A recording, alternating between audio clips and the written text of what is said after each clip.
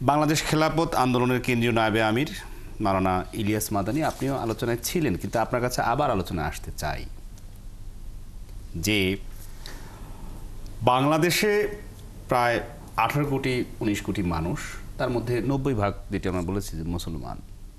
একই রকমভাবে ভারতে তাদের কাগজে কলমে আমরা দেখি যে প্রায় 15 থেকে 20% মুসলমান। সেই সংখ্যা যদি আমরা হিসেব করি আলাদা দেশ হিসেবে, গোটা ভূখণ্ডের যে মুসলমান পাকিস্তানের তার চাইতে সংখ্যায় বেশি কিন্তু ভারতে। একই রকমভাবে বাংলাদেশের যদি সংখ্যা হিসেব করা যায় তার চাইতে বেশি মুসলমান হচ্ছে ভারতে বসবাস করে। ভারতে আমরা প্রতিনিয়ত প্রায় গত অনেক বছর ধরে দেখছি যে ভারতে প্রতিনিয়ত মুসলমানদের উপর নির্যাতন হচ্ছে, এবং এটি কি ধর্মীয় কারণেই হচ্ছে নাকি ঠিক অন্য কোনো কারণ আছে? আপনার কাছে কি মনে হয়? বিসমিল্লাহির রহমানির রহিম। আল্লাহ রাব্বুল আলামিন কোরআনে কারিমে ঘোষণা করেছেন, আউযু বিল্লাহি মিনাশ শাইতানির রাজিম, বিসমিল্লাহির রহমানির রহিম। ওয়ালা তাজিদান্না আশাদ্দান নাসি আদাওয়াতান লিল্লাযিনা আমানু আল ইয়াহুদ ওয়াল্লাযিনা আশরাকু।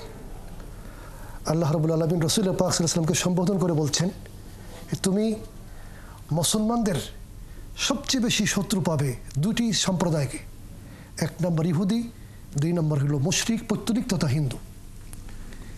এজন্যই আপনি দেখতে পাচ্ছেন বা গোটা বিশ্বের মানুষ দেখছে মুসলমানরা 2টা রাষ্ট্র কর্তৃক বেশি নির্যাতিত নিপীড়িত, সবচেয়ে বেশি মানবাধিকার লঙ্ঘন হচ্ছে, সবচেয়ে বেশি গণহত্যা হচ্ছে ইসরায়েলের মাধ্যমে ফিলিস্তিনে, গাজায় এবং ভারতে।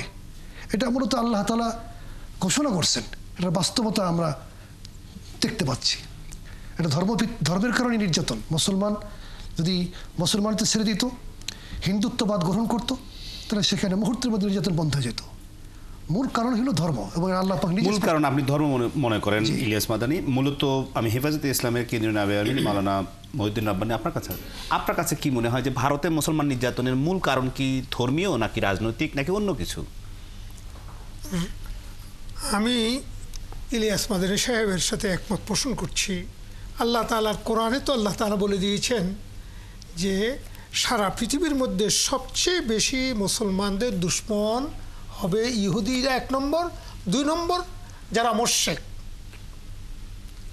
আর আমরা জানি ভারতের মধ্যে এই যাবৎ যা জুলুম অত্যাচার হয়েছে সবচেয়ে বেশি মজলুম মুসলমানরা হয়েছে, যদিও নাকি ভারতে আরও ধর্মাবলম্বী আছে, কিন্তু সবচেয়ে বেশি জুলুম হয়েছে মুসলমানদের উপর। এমনকি মুসলমানরা যদি আপনার গোশত, বকরির গোশত, খাসির গোশত, যদি আপনার ওই আরেকটা কি আছে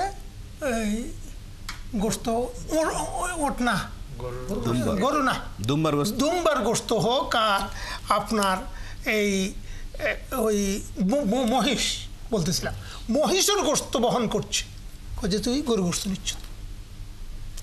কত দুঃখজনক কথা, আজকে ভারতে সারা পৃথিবীর মধ্যে গরু গোশত রপ্তানি করছে, সবচেয়ে তারা বড় রপ্তানি, তাদের অর্থনৈতিক তাদের সিংহ বাসা আসে ভারতের এই গরু গোশত রপ্তানির মাধ্যমে। তাহলে তুমি যে গোশতটা বিদেশে রপ্তানি করছো, অর্থ অর্জন করছো, সেই গোশতটা এ দেশের নাগরিক হয়ে শুধু মুসলমান হওয়ার কারণে সে কেন গোশত, সেটা গরুর বা যে গোশত হইলেই গরুর গোশত বলে তাকে কি করে ফেলছে, একটা গোশতের অজুহাতে মানুষকে হত্যা করছে। বাস্তবিক পক্ষে এই মুসলমানদের বিরুদ্ধে এই যে নতুন করে একটা ইস্যু আনলো ওয়াকফ আইন, এইটাও প্রত্যেক আমরা সকলে জানি মানুষের একটা মেরুদণ্ড, মানুষের সবচেয়ে বড় শক্তি হলো আমাদের শিক্ষা। শিক্ষা জাতির মেরুদণ্ড।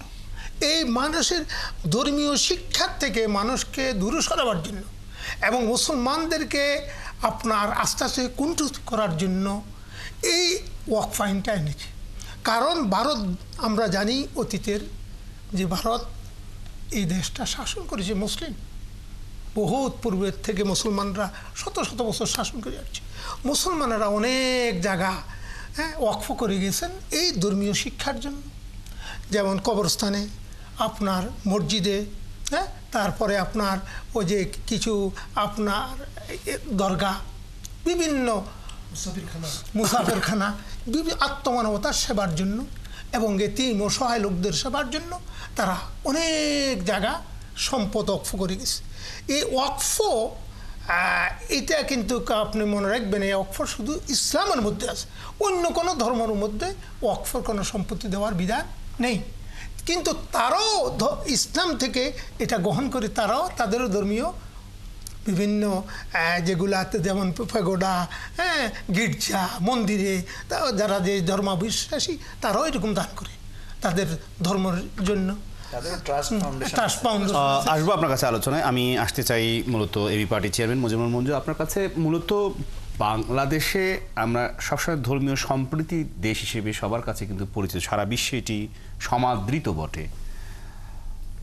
ভারতের মুসলমান নির্যাতনের জন্য ভারতের পলিসি দায়ী নাকি সরকার দায়ী, নাকি ওখানে মুসলমানদের শুধু ধর্ম দায়ী, মানে ধর্মের কারণে ইমান? প্রথমত আমি মনে করি যে ধর্ম কোনো কিছুর জন্য দায়ী না। কারণ আপনাকে আমি বলি, সেটা হলো যে প্রত্যেক যারা ধার্মিক প্রত্যেকে তার ধর্মকে কিন্তু শ্রেষ্ঠ মনে করে। আমরা মুসলমানরা যেরকম মনে করি আমার ধর্ম শ্রেষ্ঠ, একজন হিন্দু সে কিন্তু ওর ধর্মকে ভালো জানে বলেই তো সে হিন্দু। একজন খ্রিস্টান সে তার ধর্মকে শ্রদ্ধা করে সম্মান করে বলেই তো সে ওই ধর্মে অধিষ্ঠিত।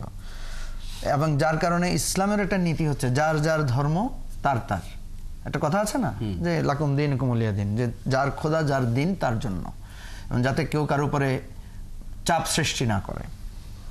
এগুলো আমরা ধরেন একটু খুব সেন্সিটিভ আলোচনা, এখানে দুইজন বিজ্ঞ আলেম আছে বলে আমি ওই প্রসঙ্গে আলোচনা করতে চাই। প্রথম কথা হচ্ছে যে ধর্মের মৌলিক নীতি অনেকের কাছে বেটার। যেমন ধরেন কোনো ধর্মে কি মিথ্যা কথা বলা মানে জায়েজ বা পারমিটেবল?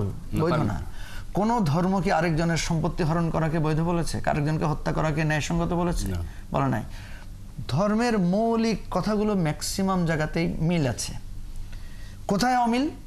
যেমন আমরা এক স্রষ্টাকে মানি, তারা একাধিক স্রষ্টাকে মানে। তাদের ধর্ম উপাসনার সিস্টেম একরকম, আমাদের এবাদতের পদ্ধতি একরকম, আমাদের এক ধরনের বিধিবিধান আছে, তাদের একরকম। তাদেরও কিন্তু উপবাস আছে, অন্য ধর্মে উপবাস আছে, আমাদের রোজা আছে, এই যে নানা রকমের ব্যাপার আছে। এখন কথা হচ্ছে প্রত্যেক ধর্মে কিন্তু বিকৃত লোক আছে। আমাদের ভান্ডারি আছে না, আমাদের লোকেরা মাজার আছে না, সারা পৃথিবীতে তো ধরেন মুসলমান ধর্মের লোকদের মধ্যে মাজার আছে, এবং আলেমরা কিন্তু এগুলোকে নাজায়েজ ফতোয়া দেয়, কিন্তু গ্রেটার অ্যাসপেক্টে সে তো মুসলমান। এখন প্রশ্ন হচ্ছে এই যে হিন্দু ধর্মের মধ্যে যে একটা উগ্রবাদিতা, যারা যেমন ধরেন আপনি এই যে বলছেন যে আমার এই মসজিদের নিচে আমার মন্দির ছিল, এটা দখল করে এখন করা হচ্ছে, ধরেন আপনি একটা মতবাদ দিয়ে দিলেন, এটা উগ্র মতবাদ। পৃথিবীতে কেউ না একটা সময় তো ছিল। আমার 10 পুরুষ আগে কাউকে দেখা যাবে যে হয়তো বুদ্ধিস্ট ছিল, বা আরো 15 বছর পুরুষ আগে কেউ হয়তো হিন্দু ছিল। আমরা তো নতুন করে তো মুসলমান হয়েছি, কেউ না কেউ তো ধর্ম তো গ্রহণ করেছি, কেউ না কাউকে তো ধর্মে দীক্ষিত করেছি। এখন আমি যদি ইতিহাসের দিকে যেতে চাই, যেমন যেটা ভারতে এই কাজগুলো বেশি হয়, সেটা হচ্ছে যে হুট করে এসে বললো যে এই মসজিদের নিচে মন্দির ছিল, বা এটা আগে হিন্দুদের সম্পত্তি ছিল, এখন এটা মুসলমানরা দখল, আমাদের পূর্বপুরুষরা দখল করেছে, এরা করেছে, আমরা এখন এদেরকে উঠাই দেব। এই ধরনের উগ্রবাদ কোনো ধর্মেই এটাকে গ্রহণ করে না। আমাদের রাসূল সাল্লাল্লাহু আলাইহি ওয়াসাল্লাম যখন উনি কাবা কার দখলে ছিল? পত্তলিকদের দখলে ছিল। এই যেটা বললেন পত্তলিকদের দখল ছিল। এখন পত্তলিকরা এসে যদি বলে যে ওইটা তো আমাদের আদি লোকদের সম্পদ, এটা মুসলমানরা এসে গ্রহণ করেছে, এটা তো কোনো, তার আগে কার ছিল? তার আগে তো হযরত আদমের ছিল কাবা, তাই না? তাহলে এই বিতর্ক আর এই যুক্তিতর্ক দিয়ে তো ধর্মীয় সংঘাত ছাড়া কিছু হবে না। এই জন্য আমাদেরকে মনে রাখতে হবে আমরা যার যার ধর্মের নীতিগুলো যদি মেনে চলি, তাহলে কারোর সাথে কারো কোনো বিভেদ হয় না। যেমন আমাদের মুসলমান ধর্মের, যেমন এই যে আলেম ওলামারা ওনারা জানেন যে এবারে যে একটা সংঘর্ষের উস্কানি ভারতের ওই পাশ থেকে হয়েছিল, হেফাজত ইসলামের নেতারা কিন্তু মন্দির পাহারা দিয়েছেন। তাহলে দেখেন ইসলামের মৌলিক নীতি হচ্ছে যে সে পৌত্তলিকতার ধারে কাছেও যাবে না। আবার ওনারা কিন্তু ওই পৌত্তলিকতার যে কেন্দ্র, এটাকে পাহারাও দিয়েছেন। এটা যেমন একটা অধ্যাদেশ, এটা যেমন একটা নির্দেশ, আবার ওইটাও একটা নির্দেশ যে অন্য ধর্মের উপর আঘাত করা যাবে না। আঘাত করলে তুমি সেটাকে কি করো, তার জানমাল, তুমি যেহেতু এখানে সংখ্যাগুরু, তোমার সংখ্যালঘিষ্ঠকে পাহারা দেয়া, তাকে সেফটি দেয়া তোমার দায়িত্ব, নিরাপত্তা দেওয়া এক ধরনের দায়িত্ব। এখন আপনি যদি ওইটা না পড়ে শুধু এটাই পড়তে থাকেন, ঠিক আছে, যে ও আমার শত্রু, আমি ওকে টলারেট করবো না, তাহলে তো আপনি এক পেশে হয়ে যাচ্ছেন। আপনি যখন এটাও পড়বেন আবার ওইটাও পড়বেন, তখন আপনি একটা ব্যালেন্স নীতি অবলম্বন করবেন। ভারতে আপনি অধিক উদার হয়ে যায় পূজা করা শুরু করবেন না, আবার আপনি অধিক পুত্তলিকদের উপর ক্ষুব্ধ হয়ে তাদের মন্দির আক্রমণ হলে আপনি খুশি হবেন না, আপনি সেখানে গিয়ে সেফগার্ড হয়ে দাঁড়াবেন। আপনি যে কথাটা বলছেন, ভারতে উগ্র এই সাম্প্রদায়িক আছে, আমাদের এখানে আছে না? আমাদের এখানে যখন হামলা করে কারা, আমরা তো যখন হামলা হয়, যখন আমরা ধরি, দেখি তো একটা তো আলেম না। দেখেছেন আপনি এ পর্যন্ত? ওই যে কুমিল্লায় দেখলাম মন্দিরে কি গিয়ে কোরআন শরীফ দিয়ে একটা উস্কানি তৈরি করে একটা মব তৈরি করেছে, কারা করেছে? খুঁজে দেখা গেলো সে আওয়ামী লীগের লোক, খুঁজে দেখা গেলো সে হিন্দু লোক। তাহলে একটা ষড়যন্ত্র করেছে এখানে কেউ না কেউ আমাদের এই সম্প্রীতিটা নষ্ট করতে চায়, সম্প্রীতি নষ্ট করতে চায়। আমার মূল কথা যেটা, সেটা হচ্ছে যে প্রত্যেক ধর্মের বিধানও আছে, আবার সাপ্লিমেন্টারি বিধানও আছে, ঠিক আছে? আপনার দরিদ্রকে সাহায্য করার কথাও বলা হয়েছে, আবার দরিদ্রকে সাহায্য করে তাকে খারাপ পথে নেওয়া যাবে না, এই জন্য বলছে যে ভিক্ষাকে অনুৎসাহিত করার কথা বলা হয়েছে। দুইটা অ্যাপারেন্টলি দেখলে আপনার কাছে মনে হবে না দুইটা পরস্পর বিরোধী, পরস্পর বিরোধী না, এটা পরস্পর সম্পূরক। কথা বুঝেছেন? ঠিক তেমনিভাবে আমরা যদি এই জ্ঞানটা রাখি এবং এই ব্যালেন্স শিক্ষাটা যদি অর্জন করতে পারি, তাহলে হবে না। ভারতে আনফর্চুনেটলি এটার প্রবণতাটা বেশি, আমাদের দেশে এটা কম। কেন কম? আমাদের দেশের আলেম ওলামারা এই জিনিসগুলোতে সচেতন, এবং আমাদের এখানে আমি প্রচুর দেখেছি, আমি বহু মাদ্রাসায় গিয়ে দেখেছি কর্মচারী হিন্দু, আমি বহু আলেম ওলামার পরিবারের সাথে দেখেছি যে উনি একটা হিন্দু পরিবারের সাথে তার খুব হৃদ্যতা আছে, এবং অনেককে আমি দেখি, অনেক আলেমকে দেখি যে চুল কাটতে যায়, একজন বিশ্বস্ত যে চুল কাটে, হয়তো সে হিন্দু সম্প্রদায়ের লোক, উনি কখনো তাকে অচ্ছুত মনে করে না, যে ও আমাকে ধরলে আমাকে কিন্তু কোনো মুসলমান মনে করে, আবার কোনো হিন্দু একইটা মনে করে যে হিন্দুকে ধরলে আমার জাত চলে যাবে, আবার একইভাবে সেটা করে। শুধু তা তো না, ধর্মের মধ্যেও তো এই ধরনের প্রবলেমগুলো আছে। সনাতন ধর্মে সমালোচনা আছে না, অনেক ধরনের ছুত অচ্ছুতের ব্যাপার আছে না, আমাদের এখানে আছে না, আমাদের শিয়া সুন্নি দ্বন্দ্ব আছে না? দ্বন্দ্ব আছে, কিন্তু মূলত ইসলামের যে বিধান তাতে কোনো দ্বন্দ্বই আসলে সমর্থন করে না। ইসলাম সমর্থন করে শান্তি,